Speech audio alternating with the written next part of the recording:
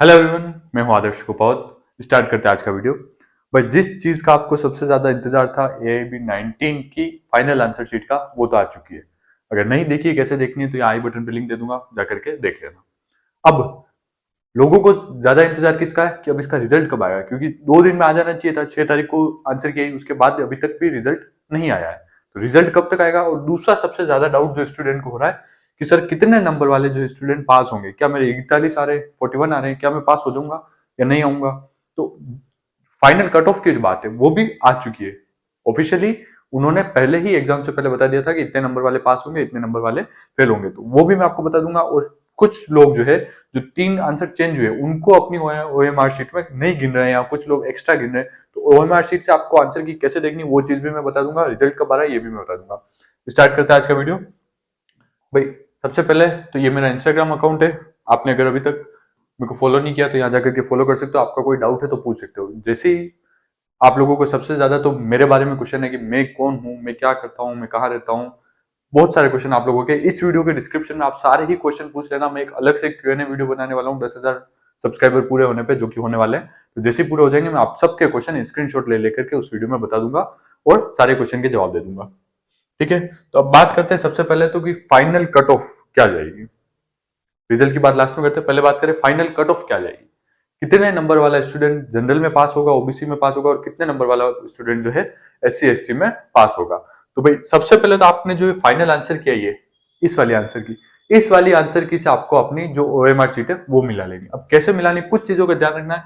कुछ स्टूडेंट क्या कर रहे हैं कि जो ये विड्रॉ वाले क्वेश्चन है, इनको भी प्लस में नंबर गिन रहे, तो इनको प्लस में नंबर नहीं गिनना है। यानी कि ये जो क्वेश्चन आप, ये जो दिख रहे हैं आपको येलो येलो वाले, ये जो विड्रॉन विड्रॉन लिखा हुआ है, इन क्वेश्चन को आपको अपनी OMR शीट में एक गलत आंसर की तरह ट्रीट करना है। यानी कि जब आप ये देखो ये लिखा हुआ है, तो 4th नंबर वाला क्वेश्चन आपको गलत टिक करना है आपकी OMR शीट में।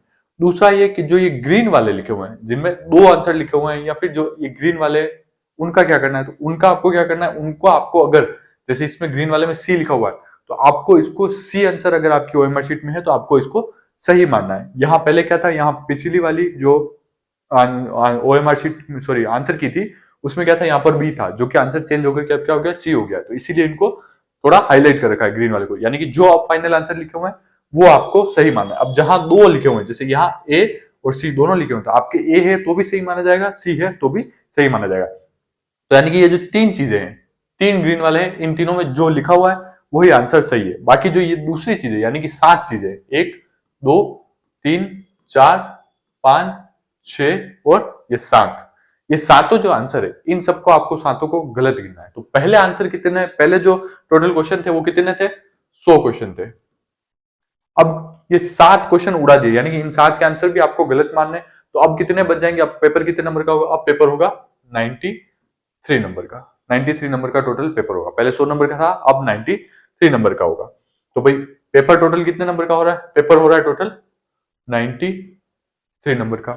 अब जब आपका ये जो AIB का एग्जाम है, ये एग्जाम स्टार्ट होने ही वाला था, उससे पहले जो नोटिफिकेशन आया था, उस नोटिफिकेशन में साफ साफ ये लिखा हुआ था कि भाई जो जनरल कैटेगरी के स्टूडेंट है, मैं आपको बताता हूँ, जनरल और OBC वाले, उनको कितने नंबर चाहिए पास होने के लिए? उनको चाहिए 45%, 45% नंबर चाहिए पास होने के लिए, इस एग्जाम को क्लियर करने के लिए। और जो SC ST वाले स्टूडेंट थे, SC और ST कैटेगरी के जो स्टूडेंट थे, उनको कितने चाहिए थे? उनको चाहिए थे 40% नंबर चाहिए थे। किसके लिए? जितने भी टोटल नंबर है उससे 40। अब जब 100 नंबर का पेपर था, तो 100 का 45 कितना, 45% कितना होगा? 45 नंबर ही होते थे। तो 45 नंबर वाला पास हो जा रहा था। लेकिन अब 7 क्वेश्चन डिलीट हो गए, तो अब कितने नंबर वाला पास होगा, अभी मैं आपको बताता हूं। भाई, सबसे पहले तो हमें कितने टोटल नंबर कितने हो गए? टोटल हो गए 93। तो क्या करना है कि भाई 93 का 45 निकालना है।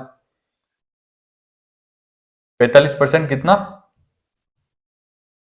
93 का, यानी कि 41.85, 41.85, 41.85। और SC ST के लिए 40 का निकाले तो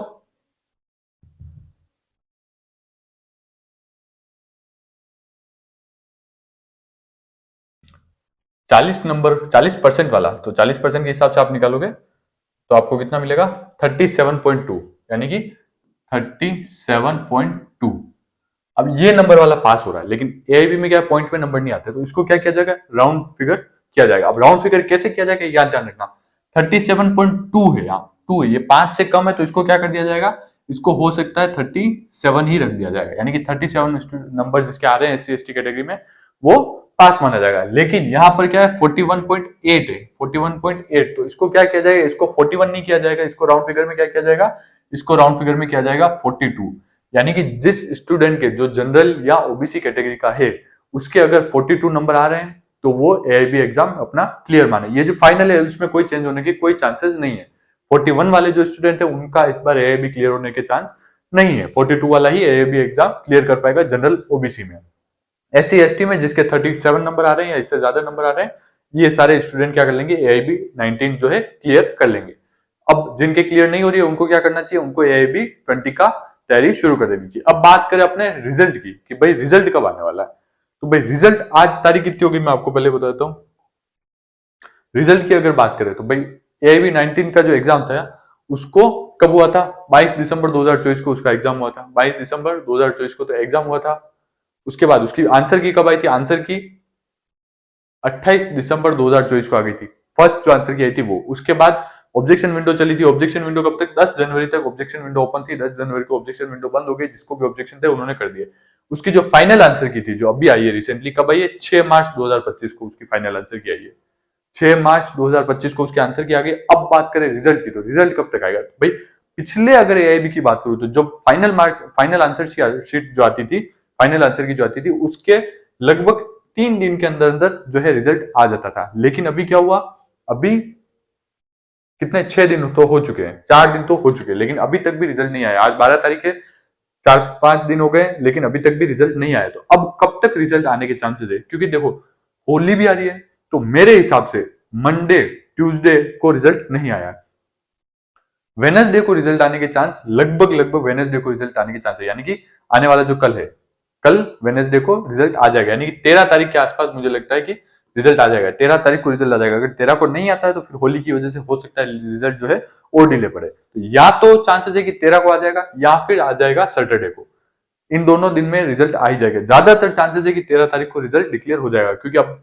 सिर्फ रिजल्ट डिक्लेयर करना बाकी है, रिजल्ट में सिर्फ पास फेल लिखा हुआ आएगा, तो उनको क्या करना है, उनको सिर्फ रिजल्ट अपलोड करना बाकी है। तो मेरे हिसाब से 13 तारीख को रिजल्ट आप लोगों का आ जाना चाहिए। अगर 13 को नहीं आता है तो होली की वजह से हो सकता है थोड़ा डिले हो जाए, तो फिर आपका रिजल्ट जाकर के कब आएगा, सैटरडे को आएगा। आप लोगों को अगर कोई भी डाउट है मेरे बारे में या मुझसे कुछ पूछना चाहते हो, Q&A वीडियो में आप पार्ट लेना चाहते हो, यानी कि आप कोई क्वेश्चन पूछना चाहते हो मेरे पर्सनल मुझसे रिलेटेड, तो भी आप इसको वीडियो के कमेंट सेक्शन में पूछ सकते हो या मेरे इंस्टाग्राम पे जाकर के पूछ सकते हो। आई होप ये वीडियो आपको अच्छी और हेल्पफुल लगी होगी। Thank you so much.